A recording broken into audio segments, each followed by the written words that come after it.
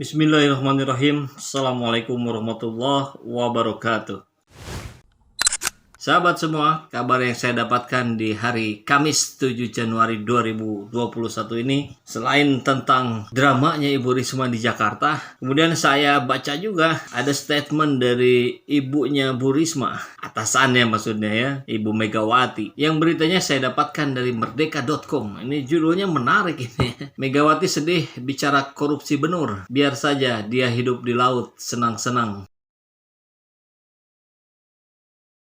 Ya, sebelum masuk ke beritanya, saya kira sekilas saja kita baca dari judul ini kok membuat keanehan yang luar biasa. Kan kita tahu setelah Edi Prabowo kemudian Juliari Batubara, kader PDIP, bendahara PDIP. Bahkan kalaupun lihat kasusnya Edi Prabowo, salah satu stafnya juga kader PDIP. Jadi ini seperti menunjuk kesalahan orang lain, 3 jari menunjuk ke dirinya sendiri. Ya, lucu ya. Harusnya kan kalau maupun ada statement gitu, permohonan maaf lah misalkan gitu dari Ibu Mega bahwa kadernya terjerat kasus korupsi gitu. Rasa-rasanya sih tidak ada ya. Saya ingat-ingat tuh nggak ada. Nggak tahu nih kalau memang ada, tapi saya nggak baca. Terus sahabat pernah dengar statement seperti itu, pernyataan permohonan maaf? Kalau ada silakan sampaikan di kolom komentar ya. Kita coba mulai masuk ke beritanya ya. Siapa tahu judul sama isi berbeda kan. Biasa juga begitu. Ya, siapa tahu saja ini judul sama isinya nggak nyambung. Kan kita juga suka lihat tuh yang begitu-begitu. Merdeka.com, Ketua Umum PDIP Megawati Soekarno Putri berbicara masalah benur atau benih lobster. Ia mengaku sedih adanya masalah korupsi dalam ekspor benih lobster pada Desember tahun lalu. Yang namanya masalah benur, aduh,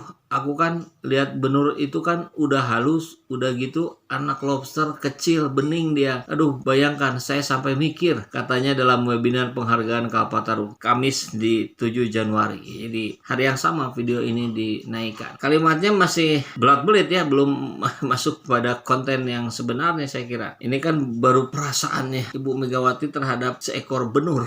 Kenapa ya? Hanya karena uang kita berikan milik kita sendiri kepada orang lain. Sedih saya, sedih. Nah ini mungkin yang dimaksud oleh judul tadi tentang korupsi benur ya, dijual ke Vietnam. Sebetulnya kan proses penjualannya sendiri sudah berupa kesepakatan di kementerian tersebut. Bukan soal korupsinya. Tapi tentu secara implisit kita bisa tangkap bahwa ini berbicara tentang kepentingan uang yang didahulukan daripada kepentingan negara. Menurut Presiden kelima ini, benur lobster lebih baik dilepas ke laut. Jika sudah besar baru bisa ditangkap. Menurut saya sih udah saja biar dia hidup di laut, senang-senang berenang sampai suatu saat ada klasifikasi ukuran nangkap itu. Nggak ada kita klasifikasi loh katanya. Diberitakan Komisi Pemberantasan Korupsi KPK menjerat Menteri Kelautan dan Perikanan Edi Prabowo sebagai tersangka karena menerima suap dalam kasus korupsi ekspor benih lobster. Politisi Gerindra itu ditetapkan tersangka dengan 6 orang lainnya. Sudah pendek sekali beritanya ya. Jadi sebetulnya kalau melihat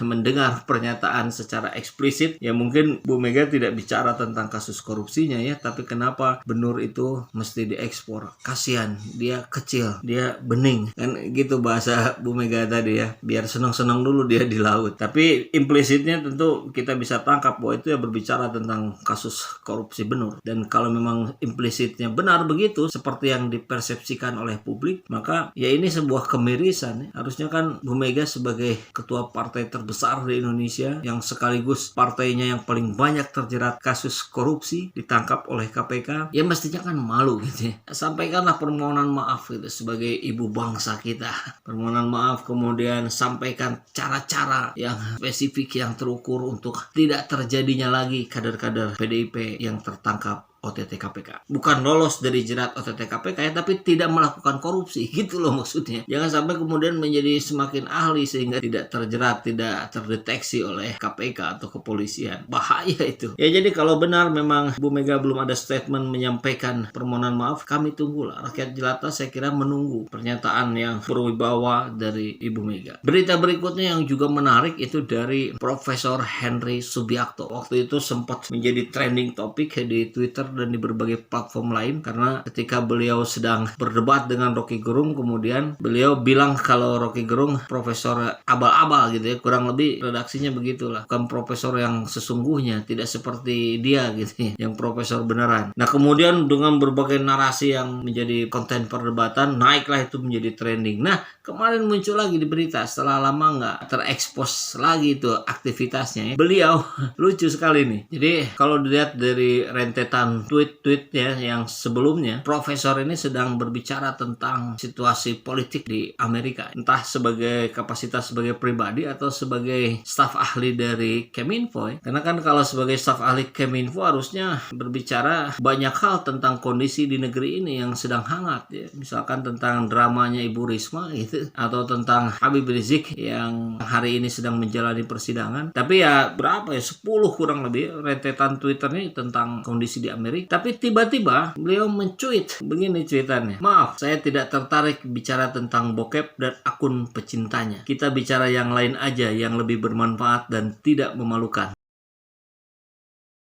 Itu isi tweet nih, dan kalau saya lihat komentarnya ya tidak banyak juga, hanya beberapa gitu. Nah yang menjadi kelucuan buat saya adalah ini, kalau kemudian saya telisik lagi ke bawah-bawah, apakah beliau sedang menjawab pertanyaan dari netizen gitu. Misalkan, "Pak Henry kenapa nggak bahas tentang Fadlizon?" misalkan. Kan arahnya kan ke situ ya, walaupun dia tidak menyebutkan nama, tapi kita sudah tahu bersama lah arahnya ke situ. Nggak ada itu, nggak ada orang yang nanya tentang itu, tapi tiba-tiba mencuit dengan berbicara, "Maaf, saya tidak tertarik bicara tentang itu. Kita bicara yang lain saja yang lebih bermanfaat dan tidak memalukan." Anda sudah berbicara itu. Lucu kan? Kalau tidak mau berbicara ya jangan bicara dong. Kalau nggak mau ngomong di Twitter ya nggak usah diposting itu tulisan. Kan jadi aneh gitu. Sama seperti yang saya sih bukan menyombongkan diri ya. Itu kan tanda dia sombong ya. Saya sih nggak akan berbicara. Nah itu Anda sedang berbicara. Ya lagi-lagi nih selevel profesor, tapi kapasitasnya tidak menunjukkan itu. Saya kira bukan saya bermaksud untuk menilai secara pribadi, tapi kan karena kapasitas beliau sebagai staf ahli di Keminfo masih mungkin ya, atau sudah nggak tahu juga saya. Tapi dalam konteks dia sebagai staf ahli Keminfo harusnya kan menunjukkan standar kualitas dalam berbicara. Bahkan beliau sendiri di tweet sebelumnya menyampaikan juga gitu kan, kurang lebih bahwa hati-hati dengan jejak digital kita gitu, karena ini bisa dianggap menjadi sebuah tekanan grup, pressure grup untuk kepentingan tertentu. Kalau begitu ini lagi-lagi membuktikan kapasitas yang dipertanyakan oleh rakyat jelata.